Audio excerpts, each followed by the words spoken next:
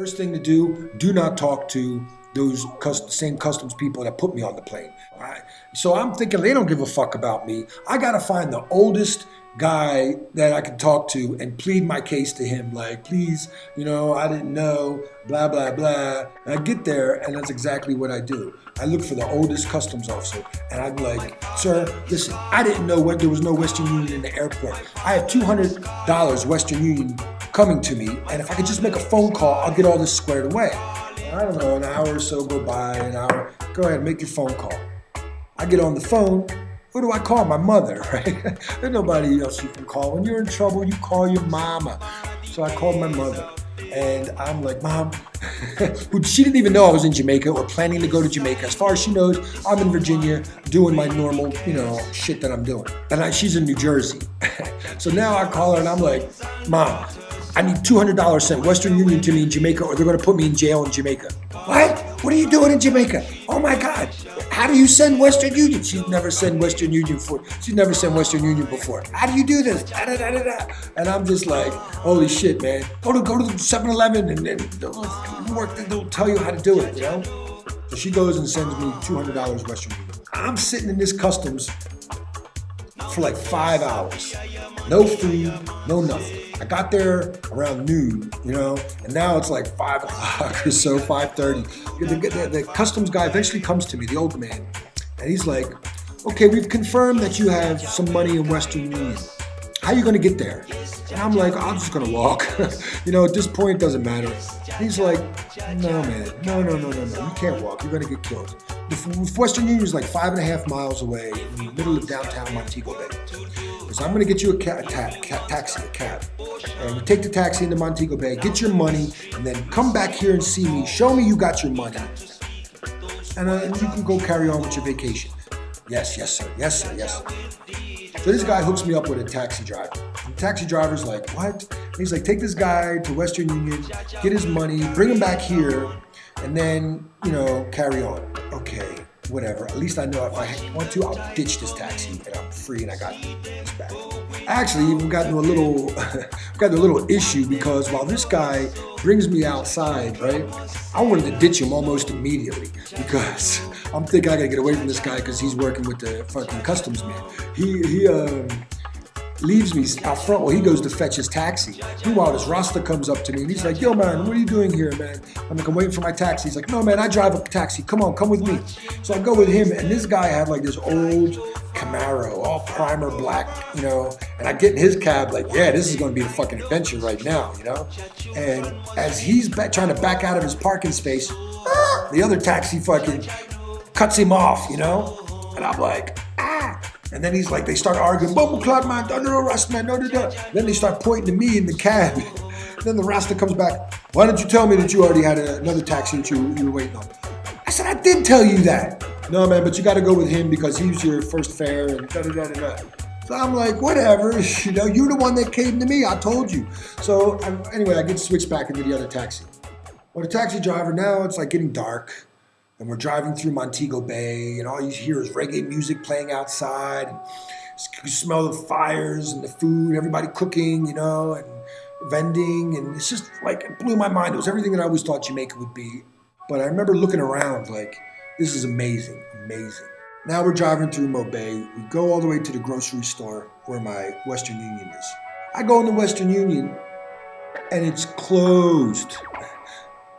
Iron Gates closed it. I'm like, oh, fuck, what do I do now? And then one of the cashiers in the grocery store sees me. He's like, oh, hey, you there for Western Union? We got a call about you. I got your check right here.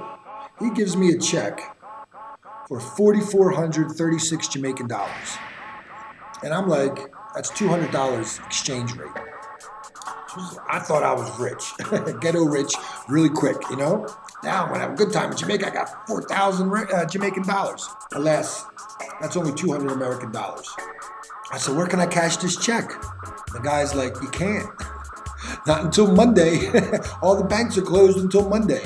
It's Friday. I'm like, what? No place you can cash a check fucking till Monday? So the cab driver looks at me. He's like, come on. And he's like, well, where are you going to stay, man? And I'm like, I don't know, bro. I said, just drop me off at the beach. I want to go sleep on the beach. And he's like, you're going to get murdered. There's no way I'm letting you off the beach. We go all the way back to the airport to go check the other customs guy, the old man. He's not even there anymore. He left. His shift was over. So now this cab driver is stuck with me, and I owe him money for the fucking driving around he's been doing for me. And I can't pay him because I got a check. So the cab driver's like, all right, come with me. And he takes me to his house, and he gets some money. And then he drives me downtown Montego Bay to a guest house, a rooming house in Mo Bay. Now this house, I pull up to this place. It's got a big, high concrete wall, broken bottles all over the top of the wall, so nobody can jump over the wall and climb it. You get cut. All those broken bottles that are like cemented into the top of the wall. There was like 8 dogs, bulldogs, in the yard, and there was shit everywhere, and these dogs all barking. The guy pays for a room for me for 2 nights. And we go into the room. It's got like Superman bed sheets. It looked like a kid's room. And he's like, look, man, you don't have any money. I'll come back tomorrow in the morning, pick you up, drive you to the beach, give you a couple bucks so you can enjoy yourself for the day. Because you don't have a lot of money. Even your check's not a lot of money. So just enjoy the weekend, go back to America, and know that you need more money when you come back, right? I'm like, yeah, okay, that's what I need to do. That's what I need to do. So he leaves and leaves me in the rooming house. I'm like, fuck. Oh, and he bought me a box lunch, some fish, some rice and peas. And that was my first thing that I finally fucking ate because I was starving, you know? I was in this cab, I eating these rice and peas. And the leftover I still had in my room. So the only thing I had in my room was me and my box of rice and peas. And I'm like, fuck, man. I had no ganja, no money for ganja. The guy was a Christian who that's why he was doing this for me. He said he was a Christian, so he didn't smoke weed. So he didn't give me any weed. And he didn't give me any money that night. But I'm like, hey, I'm here now. Let me just go for a walk. I'm going to walk around Jamaica. Downtown Montego Bay. The hood. The ghetto. Rough shit. You know what I mean? This rooming house. It was very hood. So now I'm walking around, the only white guy. I'm in my rope sandals and my, and hoodie. And so I'm walking around, and there's a group of guys sitting on this wall. And they see me, and they're like, yo, come here, whitey, come here, white dude, da. And I'm like, I come walking over, and they're like, yo, man, where you from, bro? Where you from? And I don't know what to say, because I was living in Virginia for the past couple of years, so I'm just like, Richmond, Virginia. And they were like, where the fuck is that, And I'm like, well, I'm born in New Jersey. Oh, New Jersey, I know New Jersey, because, most Jamaicans, they go to like New Jersey or New York, So they know New Jersey. So now I start getting some props. And next thing you know, they're like, come on, sit down, man, do you smoke weed? And I'm like, yeah, but I don't have any money, so I didn't get it. They're like, no, yeah, don't worry about it. They twist up a spliff. Here you go. And they give me my first proper Jamaican spliff, which was big spliff, rolled in king-size Rizla papers. And, I'm used to rolling in double wide, easy wider. And I was rolling my cones, but this was a proper big Bob Marley spliff, So now these guys are all interested, and we're talking, and so I'm smoking, I'm hitting the spliff, and then I take a few pulls, and I go to pass it, and they're like, no, man, that's your spliff. We all have a spliff. And they all lift up their hand, and everyone's got a joint in their hand, I'm like, oh, okay. So I'm smoking, when my spliff gets down to like this big, I'm like kind of keeping it down because I want to save it for later. I don't want to smoke the whole thing and get too stoned, maybe get jumped. Who knows, My street smarts were kicking in, don't get too high. They kept giving me another spliff. So I kept stuffing these fat roaches in my pocket, And then these guys were really good to me, And they were sitting there and they were like, I'm pretty high at this point. And the guy's looking at me and he's like, so those sandals you're wearing, they look like the sandals they say Jesus had when he walked around, I'm like, because, I'm stoned, And then they're like, come on, you kind of look like what they say Jesus looked like. I'm like, yo, man, I'm from New Jersey, remember? I'm not Jesus. And they're laughing, we're laughing, we had a good time. I go back to my room, and I got like 3 or 4 fucking fat fucking roaches, So I'm smoking some more, I'm eating my rice and peas, I go to bed. Great first day in Jamaica. Very interesting first day in Jamaica. So the next day, the cab driver comes back, picks me up, takes me to Walter Fletcher Beach in Montego Bay. It's a nice beach. But when the cab driver dropped me off at the beach, he said, look, man, I find somebody that can cash your check. So what I need you to do is to sign your check and sign your check and give it to me. And then I'll come back on Sunday and give you your 4,436 Jamaican dollars. You pay me what you owe me, which was about 1,000 Jamaican dollars at that point. And we'll part company and da-da-da.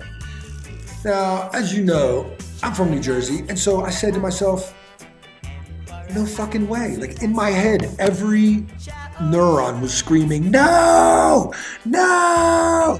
Like you don't do that. You don't give somebody a signed check, you know?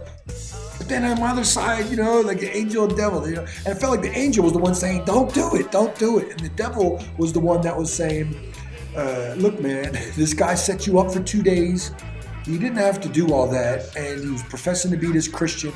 And I know, all right, it doesn't mean, so I know all Christians, but at the time I was saying, hey, this guy, he treated me right, and it would be a sign of disrespect. He was an older guy, you know, and I'm starting to build my rapport with these older Jamaicans. And I was thinking it would be a disrespect to not trust him after he did all this for me. So against my better judgment, I signed the check over to him and give it. Now I go to the beach. I meet this guy, it's Rasta, and he's like, I'm Danny. I told him my story. You know, he was like hustling people, but he heard my story and he's really impressed. He's like, you brought a hammock with you to Jamaica? I'm like, yeah, I have my blankets because I want to stay here, you know? And he's like, well, how much money do you have, you know? And I'm like, I just got a couple hundred and da-da-da-da. And he's like, wow, man. And he's like, you know, come, I want to give you a proper anointing, a Jamaican anointing. So we went to this stone jetty and he had this basket of fruit. And he had all the fruit in there. He had guava, papaya, coconut, bananas, you know, oranges. This guy starts mashing the fruit up, crushing it all in my hair, rubbing in papaya and coconut milks and guavas and, you know, all this pulp and mashing in the fruit. And I'm like, is this guy fucking with me, man? Like, why is he mashing all this fruit inside of my fucking hair, you know? What made me think that he wasn't fucking with me was that he was putting it in his hair too. So he would give me the bulk of it, and then whatever was left, whatever pulp was left, he's rubbing it in his own hair. Then after we sat there and it was drying up, you know, for a while, then we went in the ocean and washed it all off. And he said it's good for your hair, all the nutrients and vitamins, etc. and so forth. And I'm gonna tell you, like again, I didn't even want to take off my hat. I had one of these Rasta hats, these little tabs, something like this.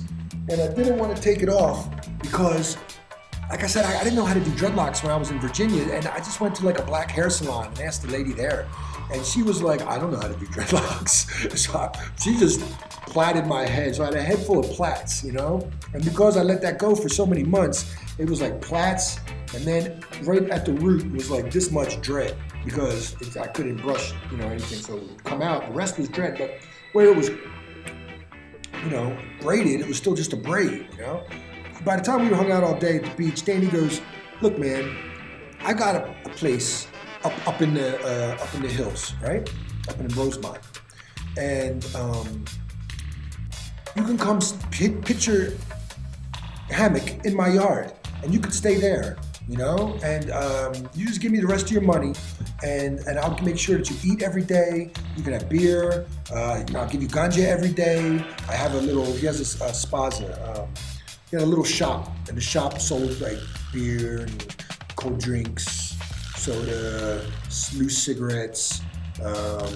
He had like television sets in there, like all kinds of just little knickknacks, odds and ends that people in the neighborhood come up to buy, right?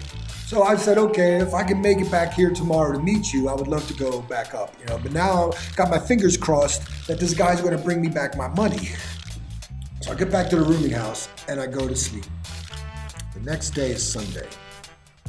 I'm up waiting for this motherfucker to come with my money, right? Thinking the worst, the whole time, the worst, the worst, the worst. Smoking my roaches, and I'm thinking, please, like, could this guy come? Around 11 o'clock in the morning, I go out there and I'm waiting. Nobody's showing up, you know? And the old lady that runs the place is coming up to me. She's like, so are you going to spend another night with us? And I'm like, I don't know. Like, I don't know. I don't know what I'm doing, right? Please, I give it a thumbs up and a heart.